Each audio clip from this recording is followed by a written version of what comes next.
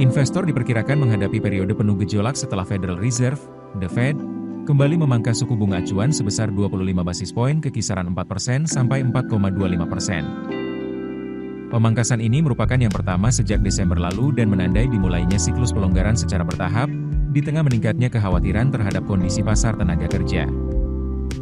Meski demikian, Ketua The Fed Jerome Powell menegaskan situasi saat ini masih penuh tantangan.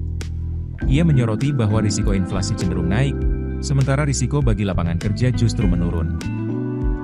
Banyak pelaku pasar awalnya berharap The Fed segera meluncurkan serangkaian penurunan suku bunga agresif untuk mendorong pertumbuhan ekonomi dan mengangkat harga saham maupun obligasi. Namun, sikap hati-hati The Fed justru menimbulkan kekecewaan. Menurut Larry Hathaway, Global Investment Strategist di Franklin Templeton Institute, pernyataan The Fed memperkuat pandangan hati-hati karena tidak memberikan arah yang jelas mengenai prospek penurunan suku bunga. Sejalan dengan itu, analis menilai langkah The Fed lebih menekankan pendekatan meeting by meeting dan bergantung pada data ekonomi terbaru, bukan pada pola pemangkasan yang sudah ditetapkan.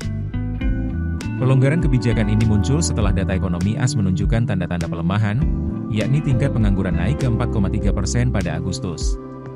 Pertumbuhan payroll lebih rendah dari ekspektasi, dan revisi data pekerjaan tahunan juga menunjukkan pelemahan pasar tenaga kerja. Namun, di sisi lain, inflasi tetap tinggi. Proyeksi terbaru The Fed memperkirakan inflasi tahun ini berada di level 3%, jauh di atas target 2%, sementara pertumbuhan ekonomi diperkirakan mencapai 1,6%, sedikit lebih tinggi dibanding proyeksi sebelumnya. Keputusan The Fed ini memicu pergerakan beragam di pasar keuangan. Indeks Nasdaq dan S&P 500 mendekati rekor tertinggi, namun ditutup melemah akibat volatilitas perdagangan.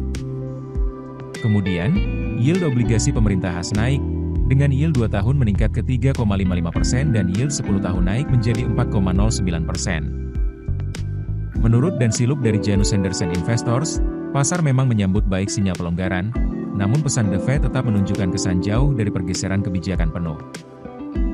Pendekatan The Fed itu dilakukan di tengah risiko stagflasi yang membayangi ekonomi AS.